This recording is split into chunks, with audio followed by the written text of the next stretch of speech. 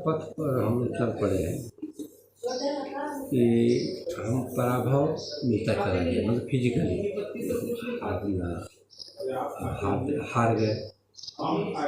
तभी तो मुगलों का शासन हुआ है, और मुगलों के शासन में हम बहुत अत्याचार सहे, और बाद में ऐसी गुलामी मानसिकता आ गई कि उनके विरुद्ध बात करने में भी डरने लगे। गलत है कि उनके अगर हम कुछ उनकी गलती को पकड़ते हैं तो अंदर से एक प्रकार का विशेष भय रहता है कि सारा एक कर्म करेगा, मतलब झगड़ा करेगा। वो झगड़ा के लिए 24 घंटे तैयार है। देखिए, जिसकी बात आप कर रहे हैं वो क्या है कि वह झगड़ा के लिए 24 घंटा तैयार है। उसकी वही ट्रेनिंग दी गई है कि तुम्हें झगड़ा करते रहना है। झगड़ा उसका मुख्य ध्येय है। आपकी जो ट्रेनिंग है वो झगड़े की नहीं है। आपके लिए झगड़ा एक अपवाद है। किसी परिस्थिति में झगड़ा करेंगे जब और कोई विकल्प नहीं रह जाएगा, तब झगड़ा करेंगे। समझ गए? तो आप हर प्रेम का, भाईचारा का, हर चीज़ का सोचते हैं, उसके हिसाब से आपके लिए आप अंतिम विकल्प है, और उसके लिए वो फर्स्ट विकल्प है, वो पहले ही करता है। इसीलिए आप डरते हैं कि हम कहेंगे तो ये क्या कर देगा, तुरंत झगड़ा कर बैठेगा। जो आप बोलेंगे, मान लीजिए आप इसने इस्लाम की बात की, उसी तरह संकेत था ना आपका, तो आप जैसे कुछ बोलेंगे वो तुरंत झगड़ा कर बैठेगा, क्योंकि उसको वही ट्रेनिंग सिखलाया गया है कि अगर तुम्हारे विरुद्ध कुछ बोलता है तो तुरंत आक्रमण करो। ये कुरान में बताया गया है। वो कह रहा है कि समझ में आता है कि धीरे उनकी कई देश होते हैं, लगभग 52 या 57 देश होते हैं, जबकि छोटे से जगह से निकले और कब्जा करते थे। और वो क्यों झगड़ा किया है इस विषय पर आप नहीं जानते हैं। वो क्यों झगड़ा करने के लिए ट्रेनिंग उसको दी गई है कि पहले झगड़ा करो, इस विषय को आप नहीं जान रहे हैं। वो विषय को तो मतलब नहीं, हम तो ये देख रहे हैं कि वो इतना देश पर मतलब उनके लोग हो गए। नहीं, वो आक्रमण करता है, झगड़ा करता है, लेकिन क्यों करता है? तो हमारा जो ये भी प्रश्न तो दिमाग में आना चाहिए। वो देखते हैं कि मतलब हम अफगानिस्तान हमारा था, पाकिस्तान हमारा था, म्यांमार हमारा था, मतलब तिब्बत भी हमारा ही था। धीरे धीरे हम लोग ऐसा क्या हो गया कि मतलब सब पता चला गया, और सब लोग माली बनाए गए हो, बढ़ता जा रहा है। अब हम लोग एकदम भारत देश का जो इस समय उसको संकुचित हो गया। इससे निजात के लिए भी सोचना पड़ेगा, नहीं तो हमारी सारा ज्ञान ही खत्म हो गया। नहीं, देखिए, ये कोई भी जो घटना घटती है तो उसके पीछे कारण होते हैं ना। तो आपको समझना पड़ेगा कि हिंदुओं की क्या कमजोरियां थी और उसकी क्या मजबूतियां थी, और उनकी क्या कमजोरियां हैं, आपकी क्या मजबूतियां हैं। दोनों पक्षों को अच्छा से विश्लेषण करके समझना पड़ेगा। समझ गए? आपकी जो मजबूतियां हैं, किसी अर्थ में वे कमजोरियां भी हो सकती हैं। समझ गए? आपकी मजबूतियां, क्योंकि आपकी मजबूतियां इंसान के लिए थी, और वे हैवान है, शैतान है तो उनके लिए वो चीज़ लागू नहीं होता है। लेकिन आपने जो इंसान पर लागू किया जाता है उसी को उस पर लागू करने की कोशिश की, तो उसमें आप फंस गए।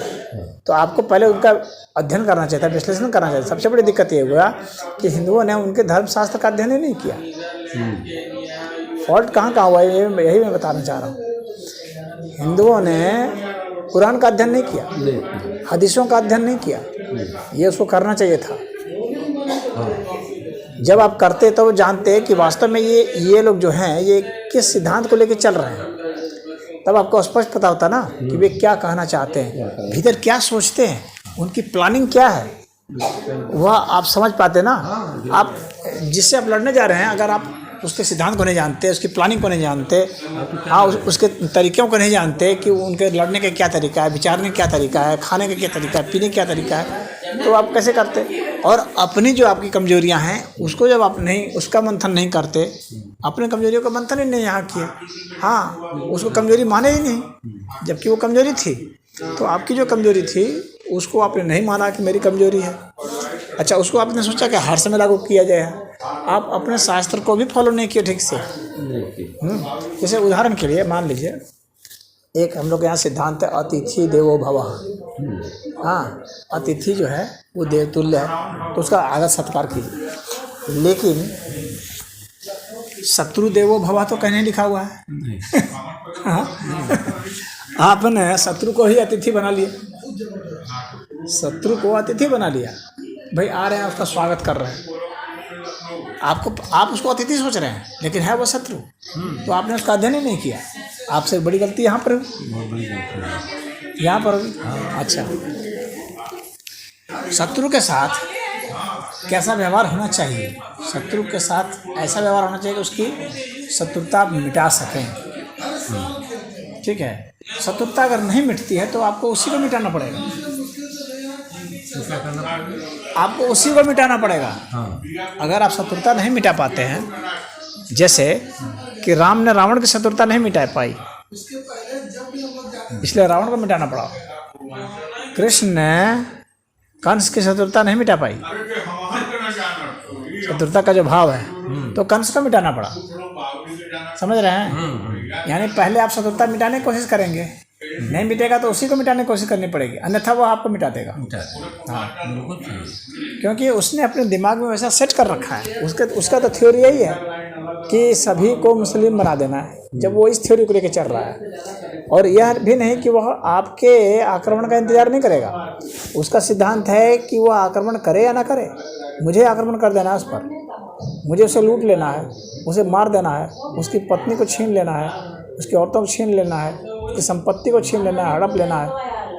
वो इस प्लानिंग से चलता है। जब वो इस प्लानिंग से चल रहा है तो आप अध्ययन करते तब तो पता चलता है कि वो किस प्लानिंग से चल रहा है। आपने अध्ययन ही नहीं किया, इतने युग बीत गए। सही कह रहे बाबा, ये बहुत शुरू से आपने अध्ययन ही नहीं किया। हमारे यहाँ के जो भी किसी भी लोग थे वो सबसे पहले स्वामी दयानंद सरस्वती ने अध्ययन किया। बहुत बाद में ये 1800। हाँ, तो फिर भी वो पहले हो गए, जबकि वो पहले नहीं होने चाहिए थे। मुसलमान बहुत पहले से थे। आपको उनका पूरा अध्ययन करना चाहिए था, और अध्ययन करके फिर उसके हिसाब से प्लानिंग बनाना चाहिए था, और उसका विरोध करना चाहिए था, उसको ख़त्म करने के लिए मिटाना चाहिए था, लेकिन नहीं मिटा पाए।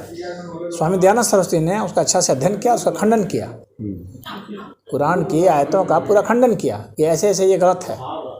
हाँ, तो उसको भी लोग नहीं पढ़े, न समझे।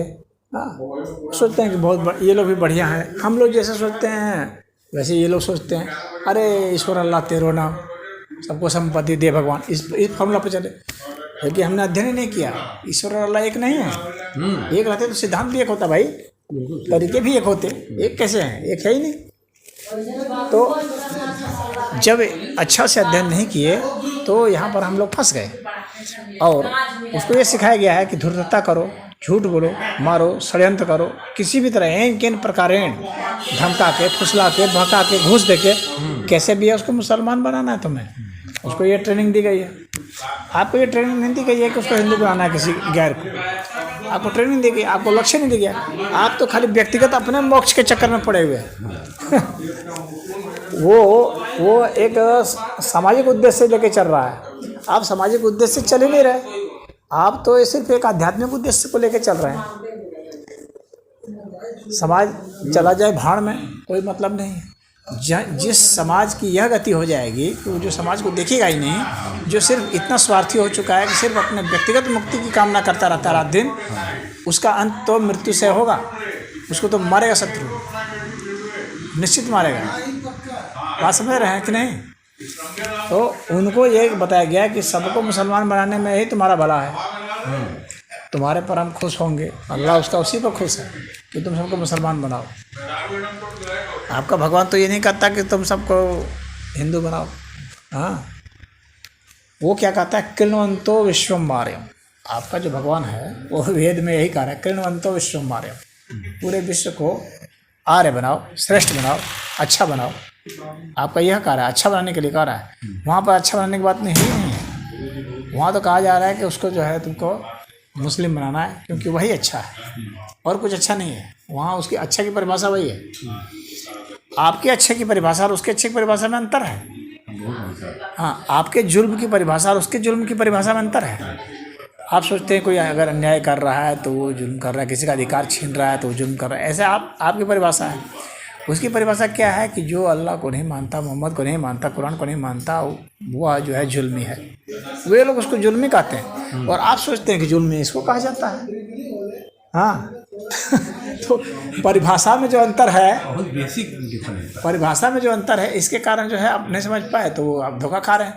आप उसको घर पर बुला रहे हैं, वो घर पर आएगा तो बस आपके घर पर उसको नज़र होगी, आपकी बहू बेटियों पर नज़र होगी, वो कहीं से उसको उठा लेगा, कहीं से भगा लेगा, बहका लेगा, आपको मार करके आपको छीन लेगा, आपके घर को लूट लेगा, आपकी संपत्ति से आपको बेदखल कर देगा।